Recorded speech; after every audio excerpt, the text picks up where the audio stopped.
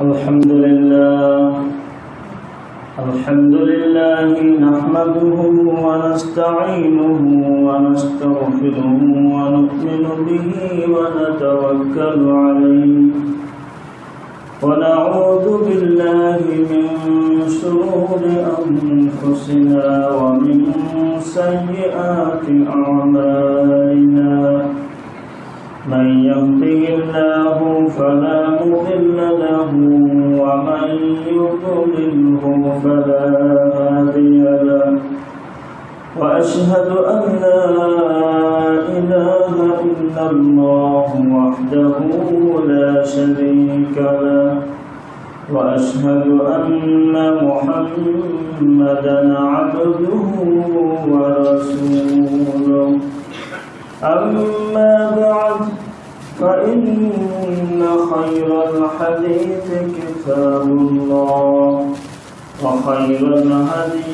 هدي محمد صلى الله عليه وسلم وشر الأمور محدثاتها وكل محدثة بدعة وكل بدعة ضلالة وكل ضلالة في النار فأعوذ بالله من الشيطان الرجيم بسم الله الرحمن الرحيم يا أيها الذين آمنوا اتقوا الله حق تقاته ولا تموتن إلا وأنتم مسلمون يا أيها الناس اتقوا ربكم الذي خلقكم من نفس واحدة وخلق منها زوجها وبث منهما رجالا كثيرا ونساء واتقوا الله الذي تساءلون به والأرحام إن الله كان عليكم رقيبا يا أيها الذين آمنوا اتقوا الله وقولوا قولا سديدا يصلح لكم أعمالكم ويغفر لكم ذنوبكم ومن يطع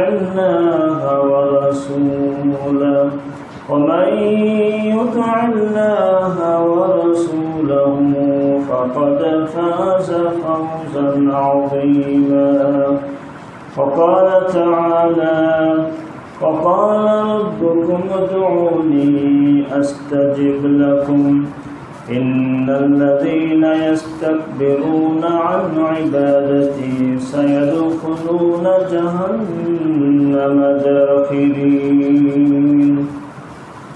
আলহামদুলিল্লাহ সমস্ত হামদ যাবতীয় প্রশংসা বলতে যত হতে পারে যত ভাষা দিয়ে হতে পারে এবং কথা কাজ কর্ম সব ধরনের সকল প্রকারের প্রশংসা কৃতজ্ঞতার একচ্ছত্র মালিক এবং হকদার যিনি আমাদেরকে শিক্ষা দিয়েছেন কোরআন কারীমের সর্বশ্রেষ্ঠ এবং সর্বপ্রধান সূরা যা হচ্ছে দোয়া এবং আল্লাহ রাব্বুল আলামিনের কাছে আবেদন নিবেদনের শ্রেষ্ঠ শিক্ষাময় সূরা সূরাতুল ফাতিহা। সেই সূরা ফাতিহার প্রথম আয়াতে আল্লাহ রাব্বুল আলামিন তিনি কেমন প্রশংসার অধিকারী এবং মালিক প্রাপ্যদার সে কথা তিনি প্রথম আয়াতেই ব্যক্ত করেছেন আলহামদুলিল্লাহ রাব্বিল আলামিন। আরবি গ্রামার অনুপাতে এখানে যে আলিফ আর লাম আছে, হামদুল মানে প্রশংসা কৃতজ্ঞতা, তো আলিফ আর লাম, এখানে আলিফ এবং লাম এই শব্দ এই দুটি অক্ষর কোনো কিছুকে, কোনো জাতিকে, কোনো জাতিগত বস্তুকে বেষ্টনী দেওয়ার জন্য, নির্ধারণ করার জন্য এই আলিফ লাম ব্যবহার করা হয় আরবি গ্রামারে। তো এখানে হামদুল শব্দের আগে আল্লাহ রাব্বুল আলামিন যে আলিফ আর লাম এখানে ব্যবহার করেছেন, আরবরা যেভাবে যে গ্রামারে যা দিয়ে তারা তাদের পারস্পরিক আদান প্রদান ভাব বিনিময় করতেন, মনের ভাব প্রকাশ করতেন, ঠিক আল্লাহ রাব্বুল আলামিন সেই গ্রামার দিয়েই কোরআন নাযিল করেছেন যাতে করে তাদের বুঝতে সহজ হয়। তো এখানে আলিফ আর লামটা কোনো কিছুর সবটুক বোঝানোর জন্য, পুরোটাই বোঝানোর জন্য এবং সেটাকে ঘেরাও এবং বেষ্টনী দেওয়ার জন্যে আলিফ লাম ব্যবহার করা হয়। কোনো জাতিকে, কোনো জাতিগত বস্তুকে, কোনো জাতিগত সব কিছুকে একত্র করার জন্য এবং নির্দিষ্ট করার জন্য। তাই হামদুল শব্দের আগে আলিফ লাম এনে আর হামদুল শব্দের পরে আল্লাহ শব্দ যুক্ত করে আলহামদুলিল্লাহ, আল্লাহ রাব্বুল আলামিন আমাদেরকে যেটা বোঝাতে চেয়েছেন যে বান্দা, তোমার জীবনে যত নিয়ামত তুমি পেয়ে থাকো আর যত বিপদ আপদ থেকে তুমি রক্ষা পেয়ে থাকো, তোমার দৃশ্যময় অদৃশ্যময়, শারীরিক আর্থিক পারিবারিক একাকী জীবনে সব ধরনের নিয়ামত, ওয়াইন তাউদ্দু নি'মাতাল্লাহি লা তুহসুহা, যে আল্লাহ রাব্বুল আলামিনের নিয়ামত রাজিকে তোমরা যদি কেউ হিসাব করে গণনা করে নিশ্চিত করতে চাও, সেটাকে সীমারেখা নিয়ে আসতে চাও, পশ্চিমকালও সেটা সম্ভব নয়। তাই আমাদের জীবনের সাথে সংশ্লিষ্ট সম্পৃক্ত সকল নিয়ামতের এবং সকল বিপদ আপদ থেকে উদ্ধারের যাবতীয় প্রশংসার একচ্ছত্র মালিক এবং অধিকারী হচ্ছেন আল্লাহ সুবহানাহু ওয়া তাআলা। সেই কথাই তিনি সূরা ফাতিহার প্রথম আয়াতেই কিভাবে আমরা তার প্রশংসায় ব্যক্ত করব সেটা তিনি নিজেই শিক্ষা দিয়েছেন। আলহামদুলিল্লাহি রাব্বিল আলামিন।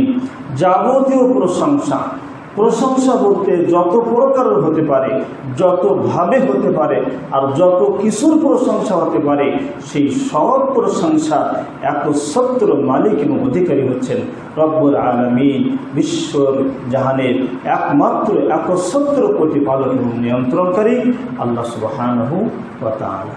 সালাতু সালাম প্রিয় নবী মুহাম্মদ রাসূলুল্লাহ সাল্লাল্লাহু আলাইহি ওয়াসাল্লামের উপর, যারই মাধ্যমে আমরা আমাদের জন্য সম্পূর্ণ এবং পরিপূর্ণ কমপ্লিট জীবন ব্যবস্থা পেয়েছি, যে জীবন ব্যবস্থা অনুকরণ করলে ইহকালীন শান্তির পার্থিব জীবনের সকল ক্ষেত্রে এবং সকল সেক্টরে প্রত্যেকটা ব্যক্তি এবং প্রত্যেকটা বস্তুতে বিষয়ে মানুষের নিরাপত্তা, সমৃদ্ধি, শান্তি এবং আখিরাতে নাজাত এবং মুক্তি নির্ঘাত রয়েছে এবং নির্দিষ্ট রয়েছে, নিশ্চিন্তে রয়েছে। যে নবীর অনুকরণের উপরে সে নবীর প্রতি সালাত ও সালাম পাঠ করি, সকলে বলি সাল্লাল্লাহু আলাইহি ওয়াসাল্লাম। সম্মানিত হাজিরিন, আজকের জুমার দিনী ভাই এবং বোনেরা, গত সপ্তাহে আমরা যে গুরুত্বপূর্ণ বিষয়ে, যা আমাদের জীবনের বিপদে আপদে, সুখ দুঃখে, একাকী এবং লোক সমাজে, পৃথিবীর যে কোনো স্থানেই আমি যে অবস্থায় থাকি না কোনো, সুখে থাকি আর দুঃখে থাকি, বিপদে থাকি আর সমস্যায় থাকি, সব সময়ের জন্য আমাদের সব থেকে বড় যে হাতিয়ার, সব থেকে বড় যে অস্ত্র, সব থেকে একান্ত যে ঘনিষ্ঠ আপন এবং নাজাত এবং মুক্তির উপায়, বিপদ থেকে উদ্ধার পাওয়ার উপায় এবং আল্লাহ রাব্বুল আলামিনকে কাছে পাওয়ার উপায় হচ্ছে আর-দুআ। আল্লাহ রাব্বুল আলামিনের কাছে দোয়া করা, তারই কাছে আবেদন নিবেদন পেশ করা। এই জন্য আল্লাহ নবী সাল্লাল্লাহু আলাইহি ওয়াসাল্লাম হাদিসে বলছেন, আর-দুআউ সিলাহুল মুমিন। দোয়া হচ্ছে মুমিনের জন্য সর্বোত্তম অস্ত্র, শ্রেষ্ঠ হাতিয়ার, সব থেকে উত্তম পাথর। পৃথিবীর এমন জায়গায় আপনি রয়েছেন, আপনার কাছে কোনো কিছুই নাই, সব কিছু হারিয়ে গেছে, শেষ হয়ে গেছে, আপনার সাথে কেউ নাই, সবাই মারা গেছে, আপনাকে উদ্ধার করা কেউই নাই, আপনি নিজে বাঁচবেন এমন কোনো সরঞ্জাম আপনার সাথে নাই, কোনো যানবাহন নাই, কোনো সোয়ারি নাই, কোনো যোগাযোগের মাধ্যম নাই, সব কিছু যেখানে অকেজ এবং নিষ্প্রয়োজন সেই জায়গায় আপনি কাছে পাবেন এবং সেখানেই আপনি উদ্ধার পাবেন। আপনার কাছে উত্তম জিনিস, সবথেকে মুক্তির শ্রেষ্ঠ উপায় পাথেও থাকে সে সময়ও আল্লাহ রাব্বুল আলামিনের কাছে ধর্ণা করা, তারই কাছে আবেদন নিবেদন পেশ করা। এই কারণে আল্লাহ নবী বললেন দুআ সিরাতুল মুমিন, যে দোয়া হচ্ছে মুমিনের জন্য অস্ত্র স্বরূপ, হাতিয়ার স্বরূপ। এই হাতিয়ার আপনার সুখের সময়ও কাজে লাগবে।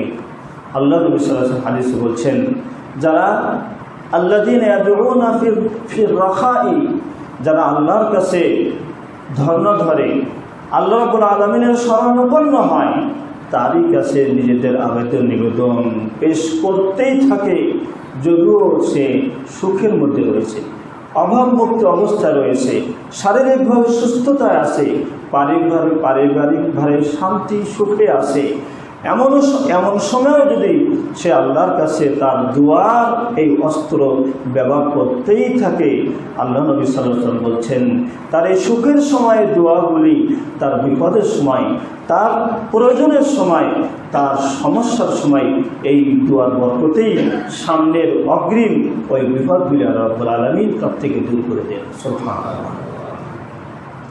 দোয়া কেমন অস্ত্র মুমিনের জন্য, তার কয়েকটি উপমা আপনাদেরকে হাদিস থেকে শোনাচ্ছি, যে এটা সুখের সময়ও আমাদের জন্য কল্যাণকর, আর দুঃখের সময়, বিপদের সময় তো একমাত্র পাথর মুক্তির পণ। শ্রেষ্ঠ উপায় হচ্ছে আল্লাহর কাছে দোয়া করা। আল্লাহ নবী সাল্লাল্লাহু আলাইহি ওয়াসাল্লাম হাদিসে বলছেন, সুনানে আবু দাউদের 423 নম্বর হাদিস, মান আকালা তাআমান, যে ব্যক্তি আল্লাহ প্রদত্ত খাদ্য খেয়ে তার ক্ষুধার যন্ত্রণাকে নিবারণ করল, পেটের ক্ষুধা অত্যন্ত কষ্টদায়ক ক্ষুধা নিবারণ হলো, শারীরিক সুস্থতা ফিরে পেল, তার শরীরে এনার্জি ফিরে পেল, শক্তি সামর্থ্য বৃদ্ধি পেল। এরপরে খাওয়া শেষ করার পরে যদি কোনো বান্দা বলে, আলহামদুলিল্লাহিল্লাযী আত'আমানি হাযা ওয়া রাযাকানিহি মিন গায়রি হাওলিন মিন্নি ওয়ালা কুওয়া, এই দোয়াটি যে পড়ল, আল্লাহ নবী সাল্লাল্লাহু আলাইহি ওয়াসাল্লাম বলছেন, গুফিরা লাহু মা তাকাদ্দামা মিন যামবি, তার পূর্বে জীবনের সমস্ত গুনাহ আল্লাহ রাব্বুল আলামিন মাফ করে দেবেন। সুবহানাল্লাহ। আল্লাহ রাব্বুল আলামিন কত দিতে চান, আর কতভাবে তিনি আমাদেরকে দিয়ে আমাদেরকে ধন্য করতে চান, অভাবমুক্ত করতে চান। তার দেওয়া রিজিক, তার দেওয়া খাদ্য খেয়ে আমার ক্ষুধার যন্ত্রণা দূর হয়ে গেল, শরীরের তাকত ফিরে আসলো, এনার্জি ফিরে আসলো, দুর্বলতা দূর হয়ে গেল। এটাই তো আমাদের জন্য যথেষ্ট ছিল, এটাই তো আল্লাহর নিয়ামত আমাদের জন্য যথেষ্ট ছিল।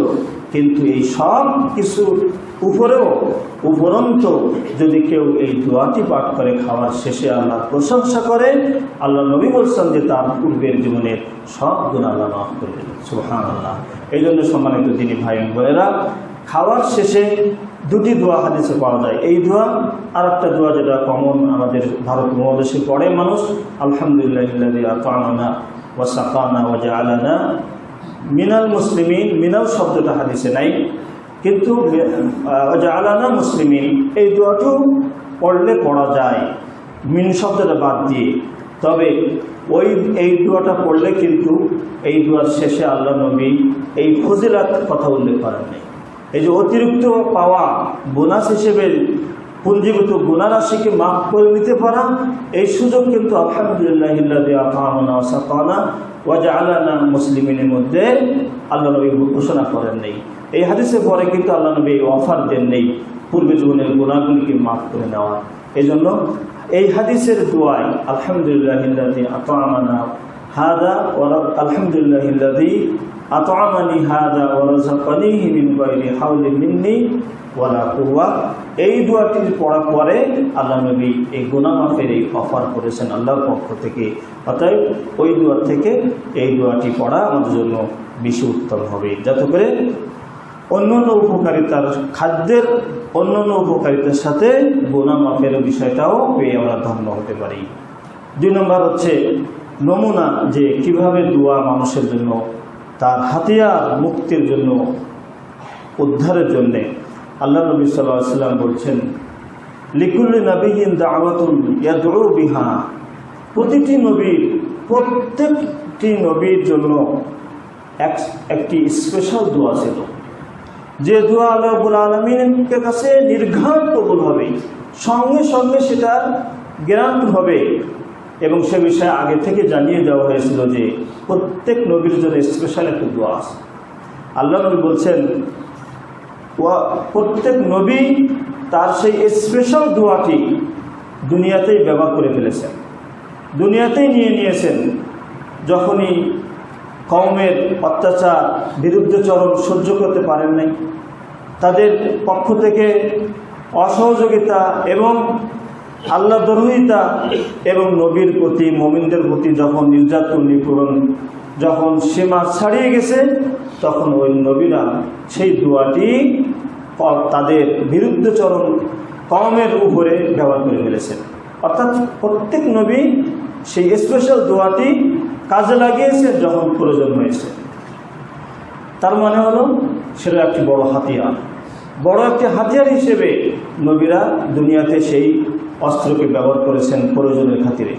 কিন্তু আমাদের নবী সাল্লাল্লাহু আলাইহি ওয়াসাল্লাম, দয়ার নবী, বিশ্বনবী, সর্বশেষ নবী, তার সেই স্পেশাল দোয়াটি, রিজার্ভ সেই দোয়াটি আল্লাহ রাসূল সাল্লাল্লাহু আলাইহি ওয়াসাল্লাম বলছেন, ওয়া উরিদু আন আখতাবিয়া দাওয়াতি, আর আমি চাই অন্যদের মতো করে না করে আমি চাই আমার সেই দোয়াটি রিজার্ভ রাখবো, লিকুল্লি শাফাআতি লি উম্মতি ফিল আখিরাহ, আমার উম্মতের আখিরাতে সুপারিশ করে তাদেরকে জাহান্নাম থেকে মুক্তি নেওয়ার জন্য। সুবহানাল্লাহ।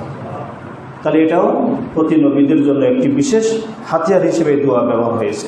তেমনিভাবে 3 নম্বর উদাহরণ হলো মুমিনদের জন্য দোয়া কিভাবে অস্ত্রের মতন, হাতিয়ারের মতো কাজ করে।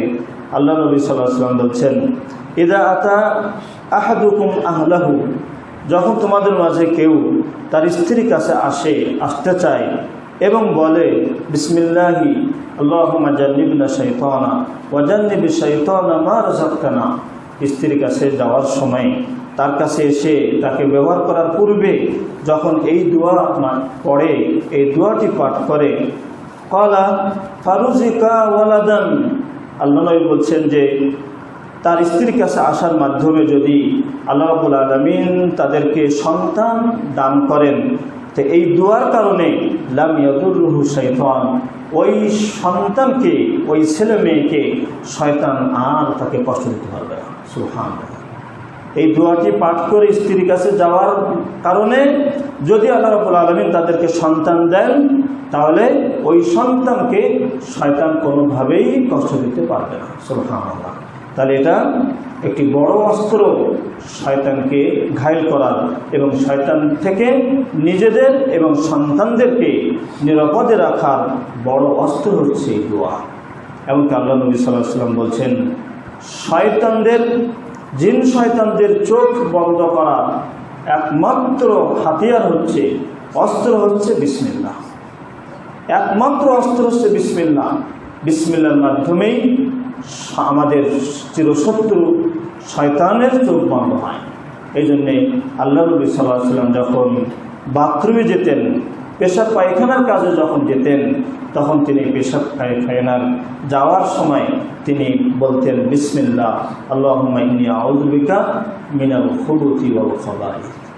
আমি মাদ্রাসা আল মাদ্রাসা সালাফিতে ছোটোবেলায় পড়াকালীন সময় যখন আমাদের দেশের শ্রেষ্ঠ রিজাল শাস্ত্রবিদ, হাদিসের মূলনীতিতে আমাদের দেশের সর্বশ্রেষ্ঠ আহলে হাদিসদের বড় আলেম শেখ আলিমউদ্দিন নাদিয়াবি, তাকে যখন আমি বাথরুমে নিয়ে গেলাম, তো বাথরুমে ঢোকার সময় তিনি প্রথমে বলেন বিসমিল্লাহ, এরপরে বলেন আল্লাহুম্মা ইন্নী আউযু বিকা মিনাল খুবুথি ওয়াল খাবাইথ। তখন আমি কেবল হিফজ শেষ করে কেবল 6 পড়ি, আমি মাত্র আল মাদ্রাসা সালাফিতে হাদিসের কিতাব তখন পড়ি নাই। এই কারণে জানতাম না যেটা আসলে আমল করতে হয়। বাথরুম করে শেষ করে যখন তাকে রুমে নিয়ে যাচ্ছি, তখন আমি শায়েখকে জিজ্ঞেস করলাম, শায়েখ বাথরুমে যাওয়ার আগে বিসমিল্লাহ বললেন, এটা কেমন? আমি তো জানি না এটা যে বলতে হয় কি না। তো আপনার কাছেই প্রথম শুনলাম যে বাথরুমে ঢোকার সময় বিসমিল্লাহ বললেন। তো বলছে যে হ্যাঁ, বাথরুমে ঢোকার সময় বিসমিল্লাহ বলেই তারপরে দোয়া পড়তে হয়, তাহলে শয়তানের চোখ এর মাধ্যমে বন্ধ হয়ে যায়। সুবহানাল্লাহ। তার মানে আপনার আমাকে যেখানেই নির্বস্ত্র হতে হয়, বাথরুমে নির্বস্ত্র হতে হয়, স্ত্রীর কাছে যাওয়ার সময় নির্বস্ত্র হতে হয়, এই দুটো জায়গাতেই এভাবে যেখানেই নির্বস্ত্র হওয়ার প্রয়োজন, যেখানে শয়তান আনাগোনা করে, শয়তানরা অবস্থান করে, তাদের চোখ থেকে আমাদের লজ্জা স্থানকে, আমাদের ওই মুহূর্তটাকে তাদের চোখের আড়াল করার জন্যে আল্লাহর নবী যে অস্ত্র আমাদেরকে দিয়েছেন সেটা হচ্ছে দোয়া, সেটা হচ্ছে বিসমিল্লাহ। তেমনিভাবে আল্লাহ নবী সাল্লাল্লাহু আলাইহি ওয়াসাল্লামের আরেকটি উদাহরণ, হাদিসের উদাহরণ পেশ করি যে কীভাবে দোয়া মুমিনদের জন্য অস্ত্র। নবী সাল্লাল্লাহু আলাইহি ওয়াসাল্লাম বলছেন, ইযা খারাজা রাজুলু মিন বাইতিহি, যখন হাদিস, এর আগের হাদিসটি সহিহ বুখারীর, আর এই হাদিস সুনানে আবু দাউদের 5017 নম্বর হাদিস। ইযা খারাজা রাজুলু মিন বাইতিহি, যখন কোনো ব্যক্তি তার ঘর থেকে বের হয়, ফাকালা, ঘর থেকে বের হওয়ার সময় যে উদ্দেশ্যে সে বের হোক, বের হওয়ার সময় যখন বলে বিসমিল্লাহি তাওয়াক্কালতু আলাল্লাহ লা হাওলা ওয়ালা কুওয়াতা ইল্লা বিল্লাহ, যখন এই দোয়াটি সে পাঠ করে, তখন ইউকালু, ফেরেশতাদের পক্ষ থেকে বলা হয়, হিনা ইদিন, সেই সময় হুদিতা, তুমি হিদায়াত প্রাপ্ত হয়ে গেলে, ওয়াকুফিতা, এবং তোমার আজকের যে মিশনে তুমি যাচ্ছ, যে লক্ষ্যে তুমি যাচ্ছ, যে উদ্দেশ্যে তুমি যাচ্ছ, সেটা পূরণের জন্য যথেষ্ট হয়ে গেল। সুবহানাল্লাহ। ওয়া উকিতা, এবং তোমার এই যাতায়াতের, এই বাড়ি থেকে যাচ্ছ, বাড়িতে ফিরে আসা পর্যন্ত তোমার নিরাপত্তার জন্য এই দোয়াটাই তোমার জন্য যথেষ্ট হয়ে গেল। সুবহানাল্লাহ।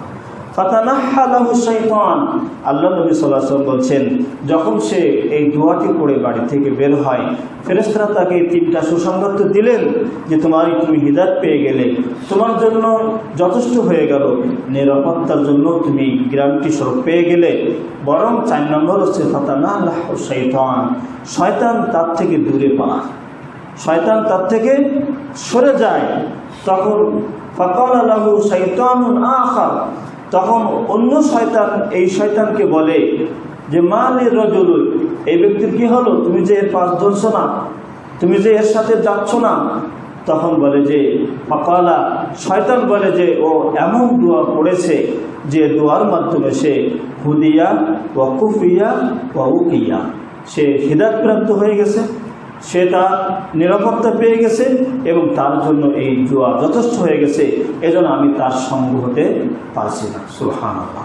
তাহলে দোয়া কিভাবে মুমিনদের জন্য হাতিয়ার, কিভাবে আল্লাহ রাসূল সাল্লাল্লাহু আলাইহি ওয়াসাল্লাম বললেন যে আর দোয়া সিলাহুল মুমিন, দোয়া হচ্ছে মুমিনদের জন্য অস্ত্র স্বরূপ, হাতিয়ার স্বরূপ।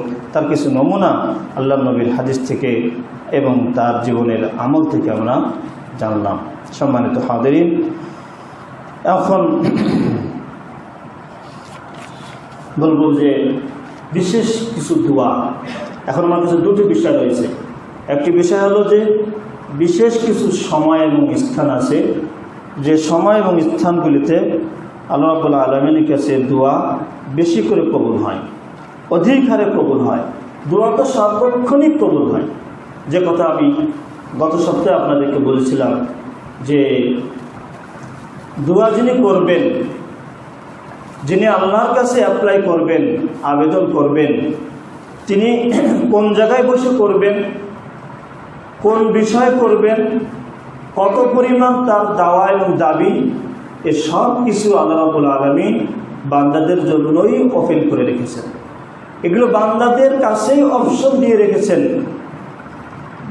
মানুষের মতো নয়, পৃথিবীর রাজা বাদশাদের মতো নয় যে তাদের কাছে যেতে গেলে তার দেওয়া ডেটেই যেতে হবে, তার দেওয়া সময় যেতে হবে, এবং যে বিষয়ে যাব সেই বিষয়ে তিনি যতটুকু কবুল করবেন, যত % তিনি গ্রান্ট করবেন, ওই পর্যন্তই সীমাবদ্ধ। ওগুলো আর বাড়া করার ক্ষমতা যিনি যাচ্ছেন, যিনি আবেদন করছেন তার হাতে নাই। কিন্তু বান্দার দোয়া বিশ্ব প্রতিপালকের কাছে তিনি করবেন, তার মনিব এবং মালিকের কাছে করবেন, সেক্ষেত্রে বান্দাকেই আল্লাহ রাব্বুল আলামিন সর্ব সুযোগ তাকে দিয়ে রেখেছেন, অপশন দিয়ে রেখেছেন। বান্দা কোন জায়গায় বসে ডাকবে, কখন ডাক দিবে, কোন বিষয় ডাকবে, কি পরিমাণ তার দাবি, এ সব কিছু আল্লাহ রাব্বুল আলামিন বান্দাদের কাছে রেখে দিয়েছেন। সুবহানাল্লাহ, সুবহানাল্লাহ। আল্লাহ রাব্বুল আলামিন বান্দা ইদা উজিবু দাওয়াতি ইদা দাআন, সূরা বাকারাতে স্পষ্ট করে আমাদের জন্য বলে দিয়েছেন যে বান্দা যেখানেই ডাকবে, যখনই ডাকবে এবং যে বিষয়ে ডাকবে। আর আল্লাহ রাসূল সাল্লাল্লাহু আলাইহি ওয়াসাল্লাম হাদিসে বলছেন যে আমি বান্দাদের জন্য ওইভাবেই তার সাথে ব্যবহার করি, আমি তার জন্য অমন হয়ে যাই, সে আমাকে যেমন মনে করে, সে আমাকে যেমন আমাকে নিয়ে ভাবে, আমি তার জন্য ওই রকমই তার সাথে আমি ব্যবহার করি। ফলে আমি কি চাবো, কি পরিমাণ চাবো, কত চাবো, এটা আমার এখতিয়ার, আমার এখতিয়ারেই আল্লাহ রাব্বুল আলামিন রেখে দিয়েছেন যে আমার কখন যেতে হবে, কি চাবো, কোন জায়গা থেকে চাবো। এই সুযোগ পৃথিবীর কোনো রাজা বাচ্চাদের কোনো দরবারে এত বড় সুযোগ অফার থাকে না। তাই দোয়া তো যে কোনো সময় কবুল হয়। তার মধ্যে এখন আমি আপনাদেরকে কিছু কিছু শ্রেষ্ঠ দোয়া, জাওয়ামিউদ দোয়া, যেমন রাসূল সাল্লাল্লাহু আলাইহি ওয়াসাল্লামকে দেওয়া হয়েছে জাওয়ামিউল কালিম। হাদিসে বলা হচ্ছে, আল্লাহ নবী সাল্লাল্লাহু আলাইহি ওয়াসাল্লাম বলছেন, ইন্নী উতিতু জাওয়ামিউল কালিম, আমাকে জাওয়ামিউল কালিম দেওয়া হয়েছে। জাওয়ামিউল কালিম বলা হয় যে শব্দ হয় কম কিন্তু অর্থ হয় ব্যাপক।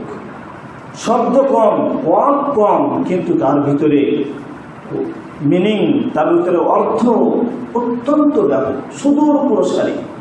যেমন আল্লাহ রাব্বুল আলামিন সেই জাওয়ামিউল কালিম, ব্যাপক অর্থবোধক দোয়া আল্লাহ রাব্বুল আলামিন আমাদেরকে কোরআনে যেমন জানিয়েছেন তার নিজের ভাষায়, কোরআনের ভাষায়, তেমনিভাবে রাসূল সাল্লাল্লাহু আলাইহি ওয়াসাল্লাম হাদিসেও আমাদেরকে সেই ব্যাপক অর্থবোধক অগণিত দোয়া তিনি আমাদের জন্য রেখে গেছেন।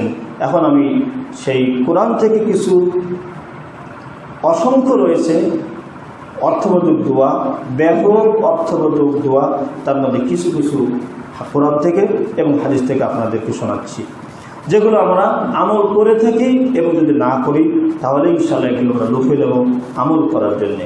যেমন আল্লাহ রাব্বুল আলামিন বলছেন, রব্বানা আতিনা ফিদ দুনিয়া হাসানা ওয়া ফিল আখিরাতি হাসানা ওয়া কিনা আযাবান নার।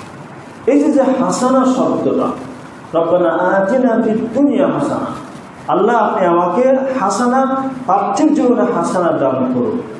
এই হাসানা এমন একটি শব্দ যা পৃথিবীর সমস্ত কল্যাণ, মানব জীবনের সাথে ঘেরা এবং সংশ্লিষ্ট সম্পৃক্ত, পৃথিবীর শুরু থেকে শেষ পর্যন্ত যত কল্যাণকর বিষয় আছে, যত কল্যাণ এবং ভালো বিষয় হতে পারে এবং থাকতে পারে, সবই এক শব্দের মধ্যে আল্লাহ রাব্বুল আলামিন যুক্ত করে দিয়েছেন। সুবহানাল্লাহ। রব্বানা আতিনা ফিদ দুনিয়া হাসানা, আল্লাহ আপনি আমাকে দুনিয়াতে পার্থিব জীবনে কল্যাণ দান করুন, ওয়া ফিল আখিরাতি হাসানা, এবং আখিরাতের জীবনেও আমাকে হাসানা দান করুন, ওয়া কিনা আযাবান নার, আর আমাকে রক্ষা করুন জাহান্নামের আগুন থেকে। কাবা ঘরের তওয়াফ করার সময় 4টা কর্নার আছে। কাবা ঘর যেহেতু চার কোণা, প্রায় বলা যায় চারিদিকে একটু কম বেশি আছে, যখন 4টি কর্নার, তো বাকি 3 সাইডে যে কোনো দোয়া পড়লেই যথেষ্ট। কিন্তু আমাদের দেশের হাজি ক্যাম্প থেকে যে হজ গাইডটা দেওয়া হয়, হাজিদেরকে যে বইটা দেওয়া হয়, ওই বইটা অনেক ভুল ভ্রান্তি রয়েছে, অনেক মিসগাইড করা হয়েছে এবং অনেক কঠিন করে দেওয়া হয়েছে। সেই আমাদের দেশে ইসলামিক ফাউন্ডেশন থেকে হজ গাইড হিসেবে হাজিদের হাতে যে হজের গাইডটা দেওয়া হয়, সেখানে প্রত্যেক তওয়াফের জন্য আলাদা আলাদা দোয়া।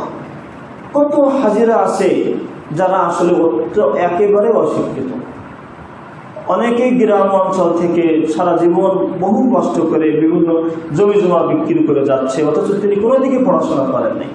এবং তাকে যদি ওই প্রত্যেক তওয়াফে আলাদা আলাদা দোয়া পড়তে হয়, তাহলে এই সবক নিতে নিতে তার অবস্থা খারাপ, অসম্ভব তাদের জন্য।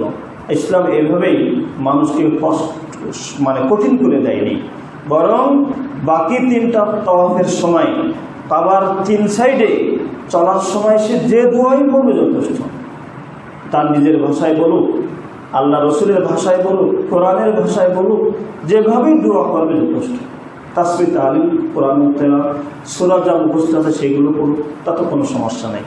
শুধুমাত্র একটা সাইডে যেটা হচ্ছে রুকনে ইয়ামানি থেকে হাজরে আসাদ পর্যন্ত, রুকনে ইয়ামানি থেকে হাজরে আসাদ পর্যন্ত এই সাইডে আল্লাহ নবী শ্রেষ্ঠ যে দোয়াটি করতে বলেছেন তাওয়াফের মধ্যে, সেই দোয়াটাও কিন্তু এটা, রব্বানা আতিনা ফিদ দুনিয়া হাসানা ওয়া ফিল আখিরাতি হাসানা ওয়া কিনা আযাবান নার। তেমনিভাবে আল্লাহ রাব্বুল আলামিন আমাদেরকে শিখিয়েছেন শ্রেষ্ঠ দোয়ার মধ্যে রব্বি আউজি'নি, হে আমার রব, আউজি'নি আন আশকুরা নি'মাতাকা আল্লাতী আন'আমতা আলাইয়া, আপনি আমাকে সাহায্য করুন, আপনি আমাকে সহযোগিতা করুন, আমাকে যে আপনি নিয়ামত রাজি দিয়েছেন সেই নিয়ামতের যথার্থ কৃতজ্ঞতা স্বীকার করতে। আল্লাতী আন'আমতা আলাইয়া ওয়া আলা ওয়ালিদাইয়া, এবং যে নিয়ামতসমূহ আপনি আমার পিতামাতার উপরে দান করেছেন সেই নিয়ামতের ভাগীদার তো আমরাও হই। তাদের সারা জীবনের কষ্টের তিলে তিলে যে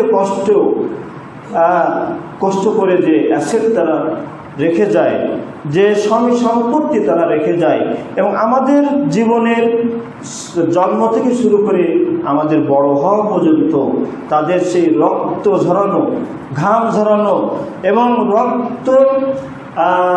রক্তের বিনিময়ে, প্রত্যেকটা রক্তের বিনিময়ে তাদের যে শক্তি সামর্থ্য সব কিছু যে আমাদের প্রতিপালনে তারা যে বিলীন করে থাকে, অতএব পিতামাতার সংশ্লিষ্ট নিয়ামতও আমরা পেয়েই ভোগ করি, আমাদের জীবনেই সেগুলো ব্যবহার হয়।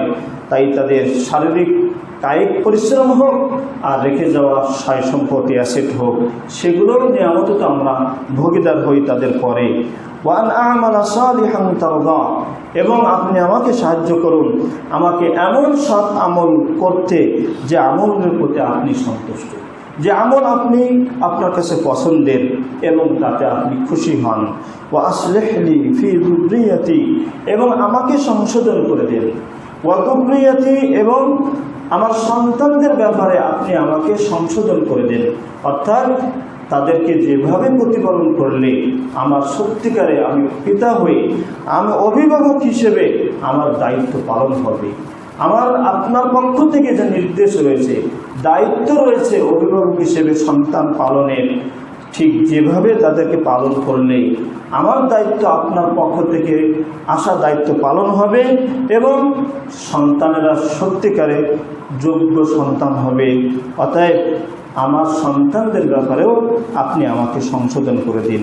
ইন্নী তুবতু ইলাইক, নিশ্চয়ই আমি আপনার কাছে ফিরে আসছি আমার সমস্ত অন্যায় অপরাধ থেকে, আমার সমস্ত পাপের কাজ এবং কথা বিষয় থেকে আমি আপনার কাছে তওবা করছি, ফিরে আসছি।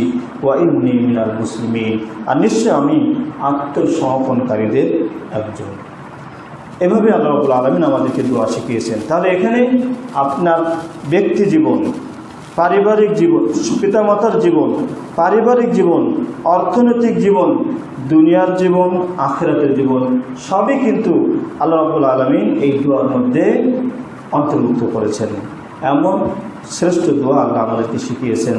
তার কাছে আমাদের চাওয়া পাওয়া কী ভাষায় পেশ করব, দরখাস্তর ভাষা কি হবে, তার সাবজেক্ট কি হবে, কোন কোন বিষয়ে আমি তার কাছে দাবি করব, আবেদন করব, সবই তিনি শিখিয়ে দিয়েছেন তার মহান গ্রন্থ আল কোরআনুল কারীমে। রব্বানা যালামনা আনফুসানা ওয়া ইল্লাম তাগফির লানা ওয়া তারহামনা লানাকুনান্না মিনাল খাসিরিন।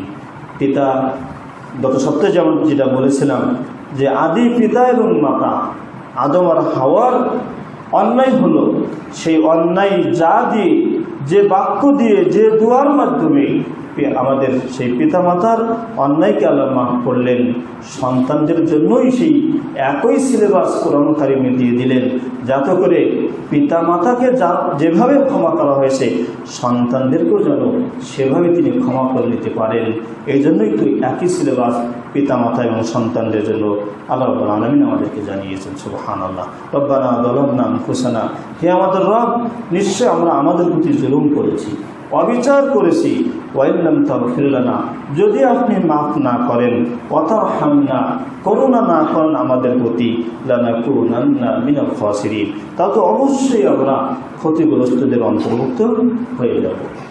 তেমনিভাবে আল্লাহ রাব্বুল আলামিন দোয়া শিখিয়েছেন, রব্বানা গফিরলি ওয়ালিওয়ালিদাইয়া ওয়ালিল মুমিনিনা ইয়াওমা ইয়াকুমুল হিসাব। রব্বানা গফিরলি ওয়ালিওয়ালিদাইয়া, হে আল্লাহ আপনি আমাকে ক্ষমা করে দিন এবং ক্ষমা করুন আমার পিতামাতার, ওয়ালিল মুমিনিনা এবং সমস্ত মুমিনদেরকে।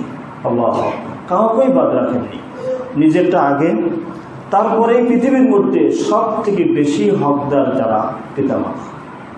মান আহাক্কু বিহুসনি সাহাবাতি, আবু হুরায়রা সে হাদিস তো আমাদের বারবার স্মরণ করে দেয়, বারবার আমরা শুনি। আবু হুরায়রা আনহু বর্ণিত সে হাদিস, এক ব্যক্তি এসে আল্লাহ নবীকে বললেন, ইয়া রাসূলুল্লাহ মান আহাক্কু বিহুসনি সাহাবাতি, আমার শব্দ ব্যবহারে আমার জীবনের সব ত্যাগ কুরবানি মানুষের মাঝ থেকে সবচেয়ে বেশি কে পাওয়ার হকদার? আমার শারীরিক পরিশ্রম, আমার শারীরিক খেদমত, আমার অর্থনৈতিক ব্যয়, আমার চিন্তা চেতনা, কল্যাণময়ী যত সাবজেক্ট আছে সব ব্যাপারে সব থেকে আমার পক্ষ থেকে পাওয়ার অধিকারী সবচেয়ে বেশি কে? আল্লাহ নবী সাল্লাল্লাহু আলাইহি ওয়াসাল্লাম বললেন, উম্মুকা, তোমার মা। সুম্মা মান, এরপরে কে? ক্বালা উম্মুকা, তোমার মা। সুম্মা মান, আল্লাহ রাসূল তারপরে কে? বলতে সুম্মা উম্মুকা, তোমার মা। একবার, দুইবার, তিনবারই আল্লাহ নবী মায়ের কথা বললেন। কেন বললেন সবই আমাদের জানা আছে, যে সত্যিকারে একটা সন্তান তিলে তিলে বড় হওয়ার জন্যে, বড় হওয়ার আগে বড় তো হয়েছে তার পৃথিবীর সব থেকে প্রথম যিনি বড় করেছেন সে হচ্ছে তার মা। তার মাই তাকে গর্ভ ধারণ করেছেন, 1 মাস নয়, 2 মাস নয়, বরং 9টি মাস এত একটা ওয়েটিং জিনিস নিয়ে 24 ঘন্টাই অবস্থান করেছেন। আপনি আমি আপনার আমার কাছে যদি 1 কেজি একটা জিনিস সারাদিন রাখতে বলা হয়, 1 কেজি মাত্র, তো মনে হয় যে এর থেকে বড় শাস্তি আর কিছু নেই। সারাদিনকে রাখা যায়, যদিও সেটা আধা কেজি, এরপর মনে হয় একটা শাস্তি, একটা কষ্ট, একটা বিরক্তি। অথচ সেই মা পৃথিবীতে আসার আগেই 1 মাস নয়, 9টি মাস তাকে ধারণ করেছে। শুধুমাত্র তাকে শুধু ওটা বহন করেই নেওয়া নয়, এত সিকিউরিটির সাথে মা তাকে বহন করে, পৃথিবীর এত মূল্যবান জিনিস আর কারো কাছে থাকে না। অনেক মা ডাক্তারের সাজেশনে বেড রেস্ট নেয়, কতভাবে যে সতর্ক থাকে, পা ফেলতে গেলেও ভেবে চিনতে ফেলে, যদি বাই চান্স পড়ে যায় বাচ্চাটা পড়ে যেতে পারে। ভারী কিছু উঁচু করতে চায় না, ভারী জিনিস নিতে চায় না। রাত্রে ঘুমাতে গেলে এ পাশে একবার ফিরে, ও পাশে একবার, কত ধরনের কষ্ট যে মা করেছে দুনিয়াতে আসার আগে, ওইটুক কষ্ট পৃথিবীর আর কেউ কোনো সন্তানের জন্য করে না। আর দুনিয়া আসার পরেও পৃথিবীর যদিও অনেকেই আপন, কিন্তু মা যতটা তার জন্য মেতরিপানা করে, মা যতটা তার জীবনের প্রত্যেকটা কষ্ট এবং তার বিরক্তিকর সকল বিষয়কে মেনে নেয় এবং বরণ করে নেয়। বাড়িতে বাপও থাকে, ভাই বোনও থাকে, নানি দাদা সবই থাকে, কিন্তু মায়ের সেবা, মায়ের পার্সেন্ট, মায়ের অংশের মতো পৃথিবীর কারোর অবদান সন্তানের জন্য নাই। এই জন্য তো আল্লাহ নবী ইনসাফের ভিত্তিতে আল্লাহর পক্ষ থেকে বলেছিলেন, 1 বার, 2 বার, 3 বারই মায়ের কথা বলেছেন, সুম্মা উম্মুকা। তাই তো এই জন্য আল্লাহ রাব্বুল আলামিন দোয়া শেখানোর সময় বললেন, রব্বানা গফিরলি ওয়ালিওয়ালিদাইয়া। যে পৃথিবীর মাঝে সবার আগে আল্লাহ রাব্বুল আলামিন আল্লাহর কাছে দোয়া করার সময়ও পিতা মাতাকে আগে নিয়ে এসেছেন। এরপরে নিয়ে এসেছেন ওয়ালিল মুমিনিনা ইয়াওমা ইয়াকুমুল হিসাব, পৃথিবীর সমস্ত মুমিনদেরকে এখানে অন্তর্ভুক্ত করেছেন। কত আল্লাহ রাব্বুল আলামিন মানুষের জন্য কত দয়া পরশ, যে আপনাকে আল্লাহ দোয়া শিখালেন, আমাকে আল্লাহ দোয়া শেখালেন, কিন্তু সেখানে শুধু আমাদের নিজেদের আপনজন এখানেই শান্ত করে দিলেন না। ওয়ালিল মুমিনিন, পৃথিবীর জীবিত মৃত্যু আপন পর, পৃথিবীর শুরু থেকে আমাদেরও পরে যারা আসবে যে মুমিনরা, তাদেরকেও আল্লাহ রাব্বুল আলামিন আপনার আমার দোয়ায় অন্তর্ভুক্ত করে দিলেন। ওয়ালিল মুমিনিনা, সমস্ত মুমিনদেরকে আপনি ক্ষমা করে দিন। ইয়াউমা ইয়াকুমুল হিসাব, যেদিন হিসাবের কাঠগড়ায় সবাইকেই দণ্ডায়মান হতে হবে। আল্লাহু আকবার। এভাবেই আল্লাহ রাব্বুল আলামিন জওয়ামিউ দোয়া, শ্রেষ্ঠ অর্থপূর্ণ দোয়া আপনাকে আমাকে কোরআন কারিমে আল্লাহ রাব্বুল আলামিন শিক্ষা দিয়েছেন। হাদা মা তাসমাউন ওয়া আস্তাগফিরুল্লাহ লি ওয়া লাকুম ওয়া লিসাইরিল মুসলিমিনা মিন কুল্লি যামবিন ফাস্তাগফিরুহু ইন্নাহু হুয়াল গফুরুর রহিম।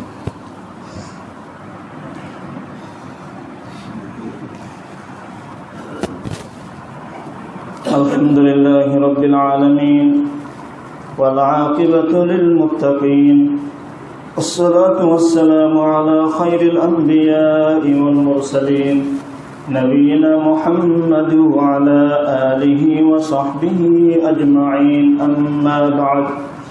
সম্মানিত দিনী ভাই ও বোনেরা, সময় শেষ হয়ে গেছে। শুধু কোরআনিক কয়েকটি দোয়া মাত্র নোট করেছি, সেখানে তাও শেষ হবে না। আল্লাহ নবীর শেখানো দোয়া, হাদিসের দোয়াও আজকে যাওয়া সম্ভব হবে না। ইনশাআল্লাহ আল্লাহ নবী বাঁচিয়ে রাখেন, পরবর্তী জুমাতে আল্লাহ নবীর পঠিত শ্রেষ্ঠ দোয়া এবং কোন কোন সময়ে বিশেষভাবে দোয়া কবুল হয় সেগুলো নিয়ে আলোচনা করব ইনশাআল্লাহ। আজকে সর্বশেষ আরেকটি কোরআনিক দোয়া বলে শেষ করছি, যেটা আল্লাহ রাব্বুল আলামিন আমাদের সন্তানদেরকে ঘিরে আমাদেরকে শিখিয়ে দিয়েছেন। রব্বানা হাব লানা মিন আজওয়াজিনা ওয়া যুররিয়াতিনা কুররাতা আয়ুন ওয়াজআলনা লিল মুত্তাকিনা ইমামা। রব্বানা হাব লানা মিন আজওয়াজিনা, হে আল্লাহ, হে আমাদের রব, আপনি আমাদেরকে দান করুন মিন আজওয়াজিনা, আমাদের স্ত্রীদের থেকে, ওয়া যুররিয়াতিনা, এবং আমাদের সন্তানদের থেকে। তবে এখানে বহু বছর আল্লাহ রাব্বুল আলামিন ব্যবহার করেছেন আজওয়াজিনা, আমাদের স্ত্রীদের থেকে, ওয়া যুররিয়াতিনা, আমাদের সন্তানদের থেকে। এখানে আল্লাহ রাব্বুল আলামিন শব্দ সব বহু বচন ব্যবহার করেছেন, যেটা বর্তমান সময়ের জন্য বহু বচন, আবার সুদূর প্রসারী যুররিয়াত বলতে আমাদের প্রজন্ম, আমার সন্তান, তার সন্তান, তার সন্তান, তার সন্তান, এভাবে পৃথিবী যতদিন আমার বংশধর থাকবে, আমাদের সেই সকল বংশধর থেকে আপনি আমাদেরকে নেককার মুত্তাকি সন্তান দান করুন। সুবহানাল্লাহ।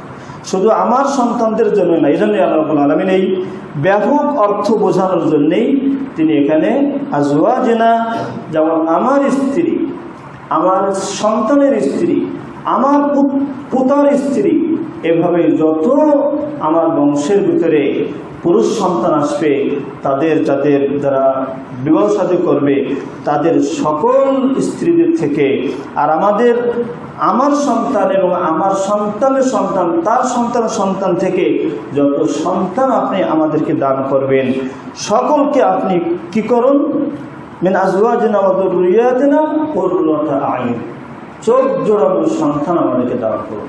যাতে চোখ জোড়ায় সকল দিক থেকে, চোখ জোড়ানোর এটা একটা ব্যাপক কথা, এটা একটা অত্যন্ত অর্থবহ কথা।